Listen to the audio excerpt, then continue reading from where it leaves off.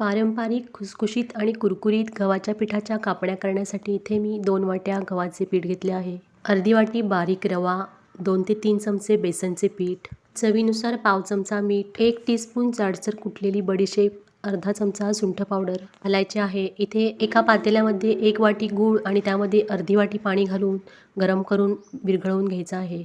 4 ते 5 चमचे कडकडीत गरम केलेले तेल किंवा तूप यामध्ये घालायचं आहे. आता यामध्ये विरघळवून घेतलेल्या गुळाचे पाणी घालायचं आहे आणि छान असे मऊसूत पीठ मळून घ्यायचं आहे. त्या अगोदर चॅनलवर तुम्ही प्रथमच रेसिपी पाहत असाल तर चॅनलला सबस्क्राईब करा आणि रेसिपी आवडली तर रेसिपीला एक लाईकसुद्धा करा. मळलेले पीठ 10 ते 15 मिनटं तसेच भिजण्यासाठी ठेवायचं आहे आणि 10 ते 15 मिनटानंतर याची अशी पोळी लाटून घ्यायची आहे. नंतर त्यावरती खसखस पसरवून पुन्हा लाटून घ्यायचं आहे, म्हणजे खसखस चांगली चिकटली जाईल. लाटून झाल्यानंतर याच्या अशा डायमंड शेपमध्ये कापण्या कापून घ्यायच्या आहेत. पोळी लाटताना फार जाडही लाटायची नाही आणि खूप पातळही लाटायची नाही.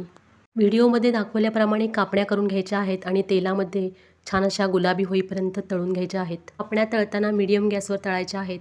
पहा, आषाढ स्पेशल कुरकुरीत आणि खुसखुशीत गव्हाच्या पिठाच्या कापण्या तयार आहेत. अशा कापण्या तुम्ही सुद्धा करून पहा. रेसिपी आवडली असेल तर रेसिपीला एक लाईक करा आणि चॅनलला सबस्क्राईब करायला अजिबात विसरू नका. पहा, कापण्या किती मस्त खुसखुशीत आणि कुरकुरीत झाल्या आहेत. या कापण्यांसंबंधीचा मोठा व्हिडिओ पाहायचा असेल तर यूट्यूबवर पोस्ट केला आहे, नक्की पहा. रेसिपी पाहिल्याबद्दल सगळ्यांचे धन्यवाद.